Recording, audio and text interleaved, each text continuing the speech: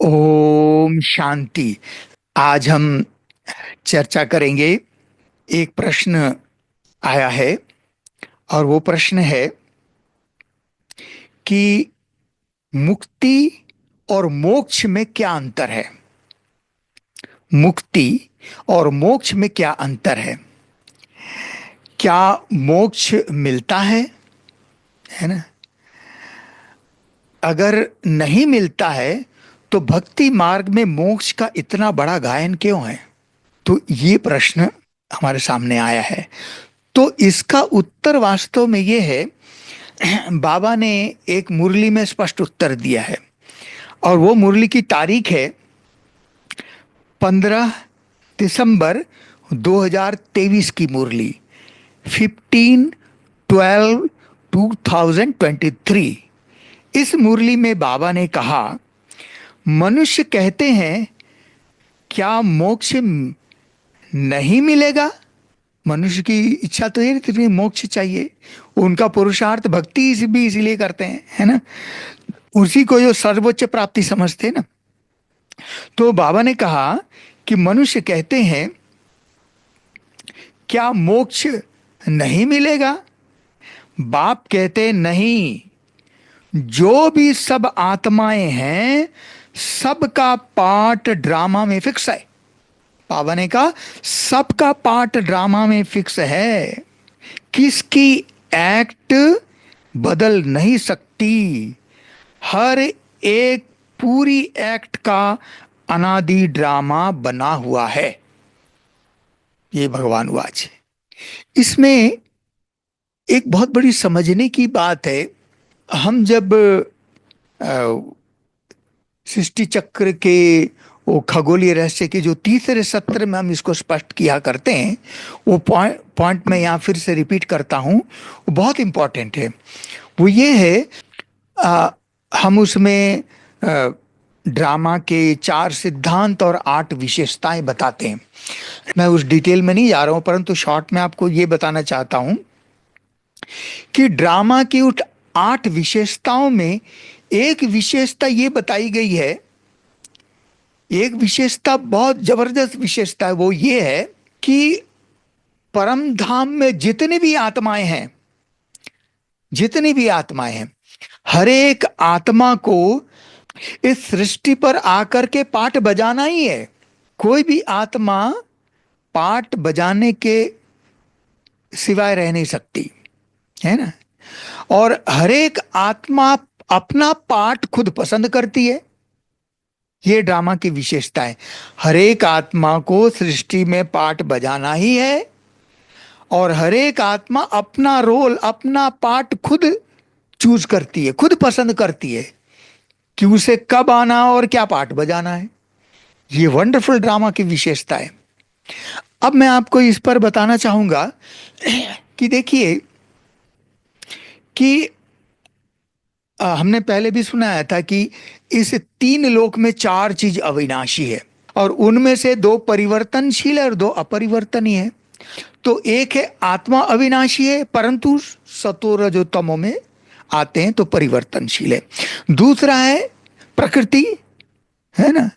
5 तत्व जिसको एक शब्द में प्रकृति कहा जाता है, ये भी अविनाशी है, परंतु ये भी हम आत्माओं के प्रभाव से सतो रजो तमो में आकर के परिवर्तनशील बनती है।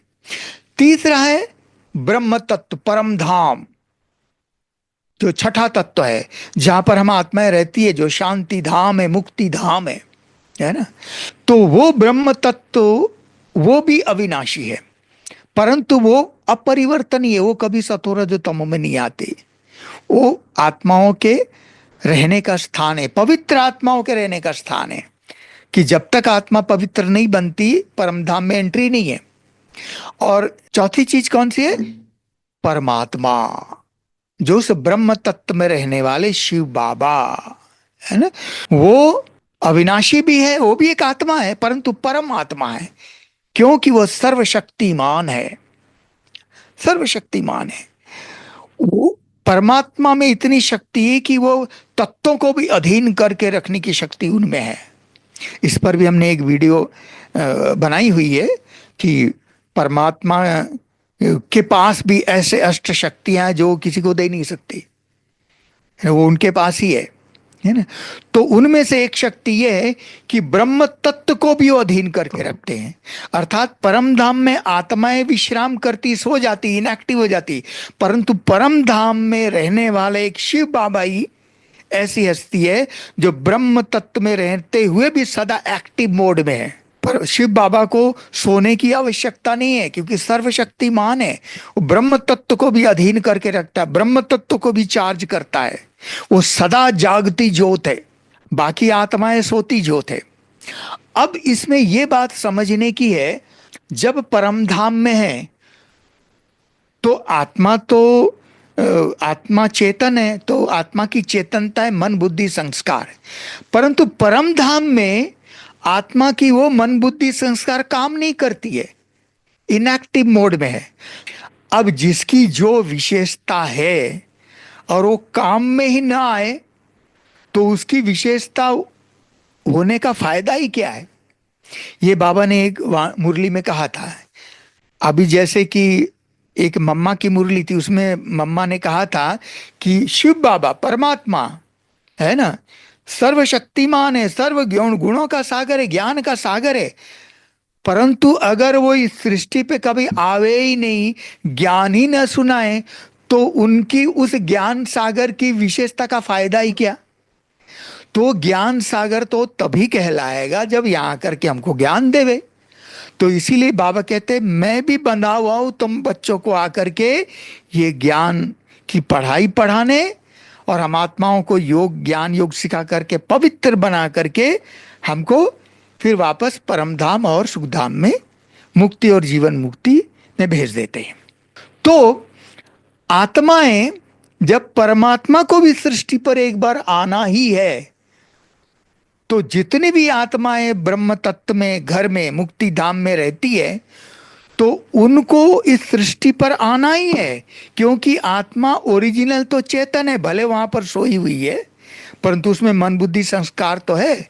तो उस मन बुद्धि संस्कार का वो कभी एक्टिविटी ना हो, उसका कोई यूज ही ना हो, तो कोई फायदा ही नहीं उसकी उस विशेषता का। तो इसीलिए वो आत्मा को अपने आप, भले भाई परम धाम में आत्मा कब तक सोएगी? जब तक उसकी नींद पूरी ना हो जाए। हर एक आत्मा की टाइमिंग अलग अलग है, विश्राम की टाइमिंग अलग अलग है। जो सबसे शक्तिशाली आत्मा है वो परम धाम जाकर के तुरंत जल्दी आ जाएगी, क्योंकि पावरफुल आत्मा है ना। जैसे ब्रह्मा बाबा नंबर 1 आत्मा है, तो बाबा कहते वो टच करके आ जाएगी। वही आत्मा जाकर के फिर आकर के श्री कृष्ण के रूप में जन्म लेगी। तो उनके साथ बाकी पावरफुल आत्माएं भी परम नाम में थोड़े समय रहेंगी। थोड़े समय क्यों रहेंगी? क्योंकि परम धाम में ब्रह्म तत्व की ये विशेषता है, वो आत्माओं को सुला देता है और वो आत्माओं की सारी मेमोरी डिलीट कर देता है कि वो क्या थे। जैसे ब्रह्मा बाबा की आत्मा जब परमधाम में जाएंगे तो उनको सारी ये मेमोरी डिलीट हो जाएगी कि मैं ही ब्रह्मा था। बिल्कुल नहीं, फ्रेश श्री कृष्ण के रूप में आएंगे। ऐसे हर एक आत्मा। परंतु जो आखिरी आत्मा, बाबा ने कहा ना कि न ये सृष्टि कभी खाली होती न कभी परमधाम खाली होता है, माना आत्माएं अभी भी वहां है। जब विनाश शुरू हो जाएगा, अर्थात मुक्ति धाम का गेट खुलेगा, तो वो आत्माएं आ जाएंगी। अर्थात आखिरी आत्मा का आना और पहली आत्मा ब्रह्मा बाबा का जाना, दोनों एक साथ हो जाएगा, है ना। तो जो आखिरी आत्मा आएंगी, आना जरूर है, भले एक जन्म के लिए भी उसको पाठ बजाना पड़े, क्योंकि आत्मा की विशेषता है चेतनता, मन बुद्धि संस्कार। तो वो इस सृष्टि पर आकर के शरीर धारण करके अपना पाठ बजाना ही है ना। इसीलिए जब परमधाम में रहते हैं तो उसको मुक्ति कहा जाता है, और परम धाम को मुक्ति धाम कहा जाता है। तो मुक्ति तो मिलती है, क्योंकि बाबा कहते हैं कि मैं मुक्ति और जीवन मुक्ति का वर्षा देता हूं। क्योंकि ये जो बाबा संगम युग पर हमको ये ईश्वरीय, ये रूहानी पढ़ाई पढ़ाते हैं, ये पढ़ाई तो ओपन टू ऑल है, सबके लिए है ना। ये कोई गुप्त तो है ही नहीं, ये ज्ञान सब सब सुनेंगे। परंतु वास्तव में ये ज्ञान पढ़ेंगे वही जो इस ब्राह्मण कुल की, दैवी कुल की आत्मा होंगी। उन्हीं को इंटरेस्ट जगेगा, बाकी कोई इसको सुनेंगे भी नहीं। सुनेंगे भी तो समझेंगे भी नहीं। समझेंगे नहीं तो वो छोड़ देंगे।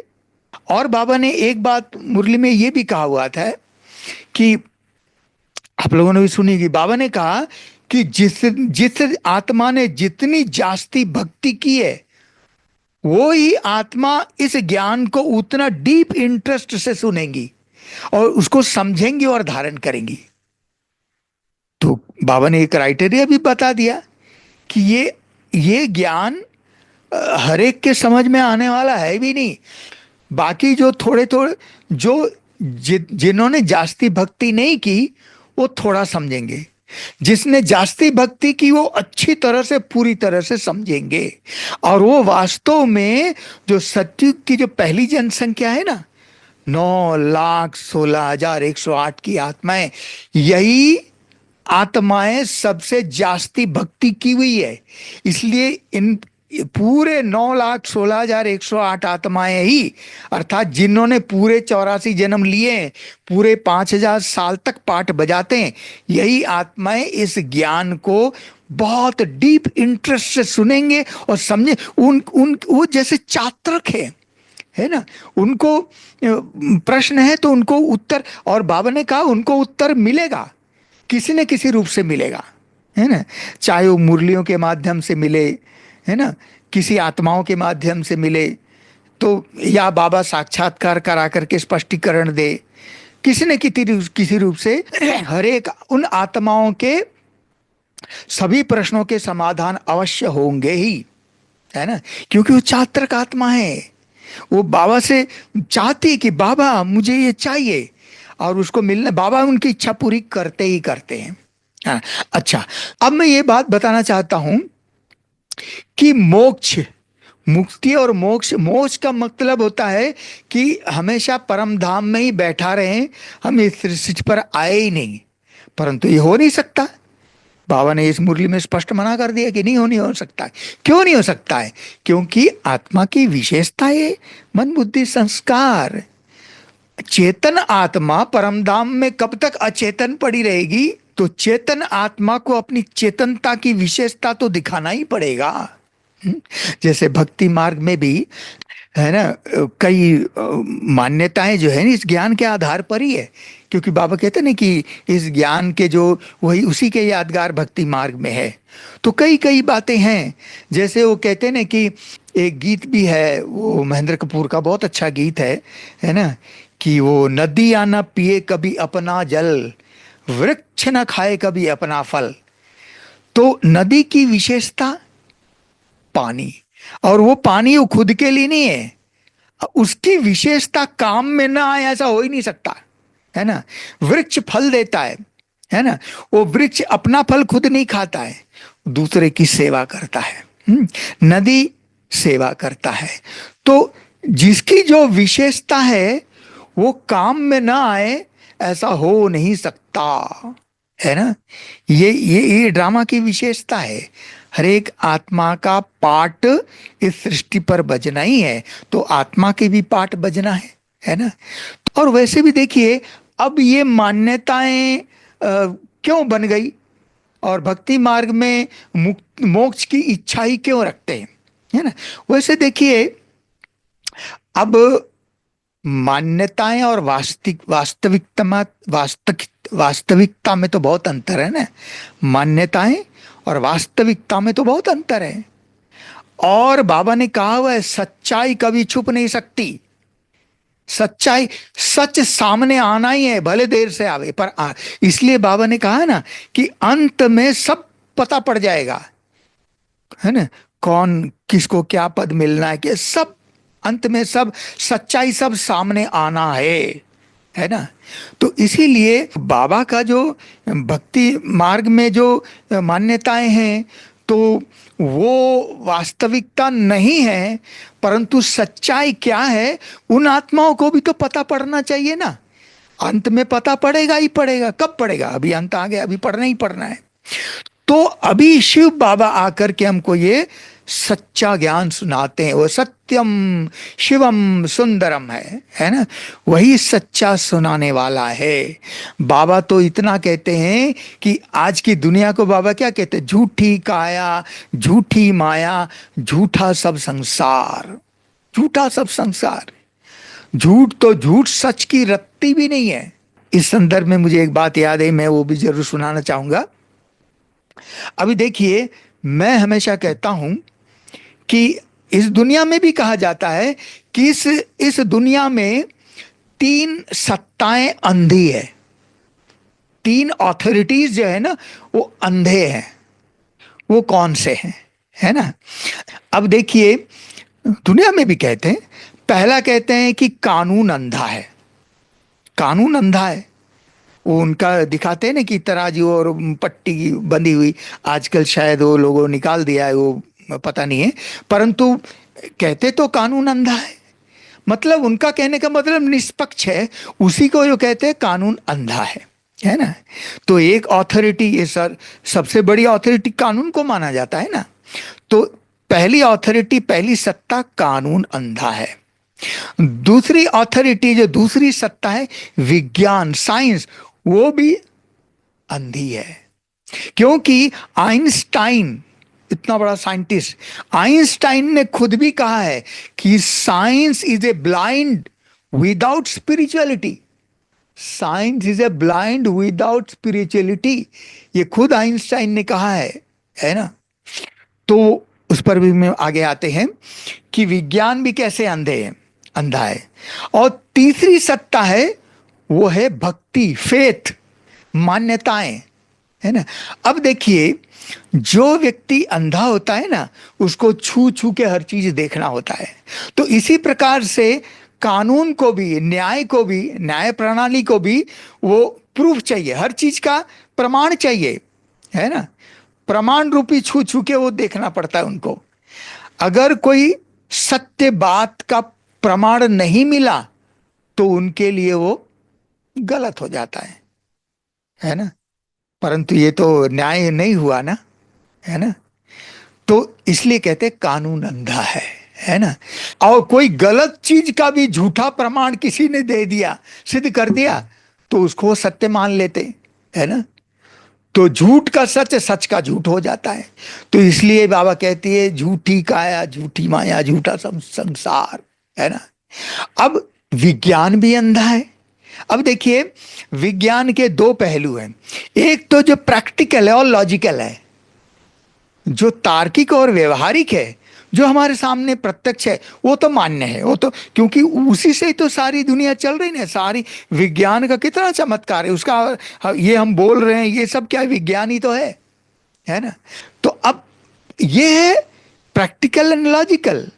परंतु विज्ञान के एक दूसरा पहलू जो है, जो कपोल काल्पनिक है, कपोल काल्पनिक है ना? जैसे देखिए, कहते हैं कि 4.5 अरब साल पहले से सूर्य से, है ना, वो पिंड छिटका, ठंडा हुआ, धरती बनी, फिर क्या क्या एमीबा, फिर बंदर से आदमी बना, चार्ल्स डार्विन का थ्योरी, है ना? तो खैर, ये तो कल्पना ही है ना, ये वास्तविकता तो है ही नहीं। तो परमात्मा कहते हैं ये सृष्टि अनादि है, ये परमात्मा ने बनाया नहीं है, आत्मा विनाशी है। परमात्मा, भक्ति में लोग सोचते हैं ना कि आउट ऑफ नथिंग ही हैज टू क्रिएट समथिंग, मतलब शून्य से सब कुछ परमात्मा ने बनाया। भक्ति मार्ग में एक बहुत भक्ति के बहुत अच्छे अच्छे गीत है। एक गीत मुझे याद है, मन्ना डे का, बहुत पुराना गीत है। उसमें कहते हैं कि ऊपर गगन विशाल, नीचे गहरा पाताल, बीच में धरती, वाह मेरे मालिक तूने किया कमाल, है ना? एक फूंक से रच दिया तूने सूरज अगन का गोला, एक फूंक से रच दिया तूने लाखों सितारों का टोला, ऐसे ऐसे कई है ना? उसमें कहते हैं कि आगे और शब्द आता है, बड़े मतलब भक्त की कल्पना कि, है ना, कहते हैं कि नजर ना आता एक भी खंबा कर है ना, देख देख कर हम होते अचंबा, ऐसे कुछ शब्द है कि कोई खंबा नहीं है फिर भी आकाश खड़ा है हुए करोड़ों साल।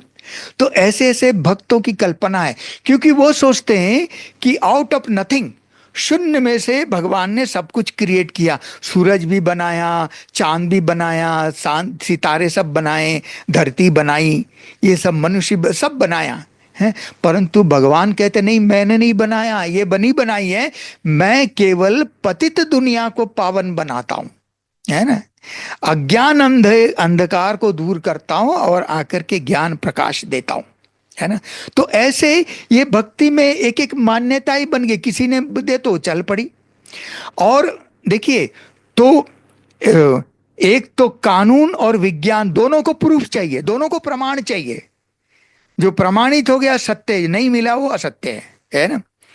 अब परंतु जो तीसरी सत्ता भक्ति है, उसको कोई प्रूफ नहीं चाहिए, उसको कितना भी प्रमाण दे दो, उसने जो मान लिया सो मान लिया, वो गलत है तो गलत है, परंतु उन्होंने मान लिया। तो कहते ना कि हम कुछ, भगवान आकर के हमको ये ठोस ज्ञान देता है, सॉलिड, ये ज्ञान सॉलिड है, सत्य ज्ञान देता है, और इससे प्रमाणित होता है कि सच क्या है झूठ क्या है ना। परंतु कई लोग कहते हैं कि हमें तो, कई लोगों को इस ज्ञान से, भक्ति मार के लोगों को बोले गया ये तो हमको ठेस पहुंच रहा है।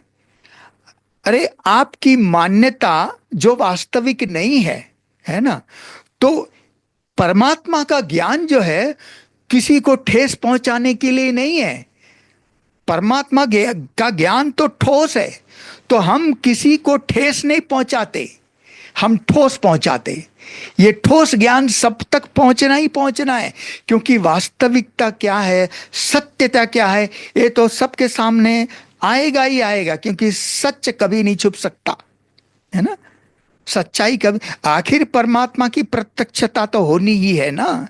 परमात्मा निराकार ज्योतिर्बिंदु शिव परमात्मा है, और उनका सत्य ज्ञान ये कहता है ना। तो ये सभी बातें सबके सामने आना ही है, और इसीलिए हम ये कहते हैं कि ये भक्ति मार्ग में मान्यताएं चली आई है ना, परंतु वो वास्तविकता नहीं है।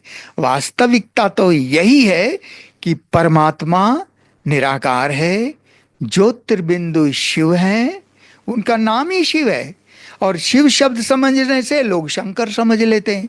तो ये सब बातें हमारे प्रजापिता ब्रह्मा कुमारी ईश्वरी विश्वविद्यालय में जगह जगह, हर शहर हर गांव में सेवा केंद्र है, गीता पाठशालाएं हैं। वहां पर आकर के जब आत्माएं आकर के हमारे 7 दिन का कोर्स करती हैं, फिर उनको ये बात समझ में आती है, तब जाकर के जो हमारे कुल की आत्माएं हैं वो इस ज्ञान में आ जाती हैं, और ये हमारे ब्राह्मण कुल की वृद्धि होती है। तो इसी प्रकार से ये बात मैं आपको बताना चाहता था कि मोक्ष वास्तव में नहीं होता है, ये तो एक भक्ति मार्ग की मान्यता है। तो हमें ये सत्य बात को जानना जरूरी है। हाँ, मुक्ति जरूर मिलती है। मुक्ति माना इस मायावी दुनिया, मायावी ये विकार, ये प्रपंच से मुक्ति मिल जाती है ना।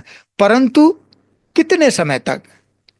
थोड़े समय, जब आत्मा परम धाम में रह के उसका विश्राम पूरी हो जाएगी, विश्राम है ना, उसकी नींद पूरी हो जाएगी, फिर आत्मा यहाँ सृष्टि पर आ जाएगी, फिर पाठ बजाना ही पड़ेगा उसको। इसीलिए मुक्ति मिलती है पर मोक्ष नहीं मिलता। ओम शांति।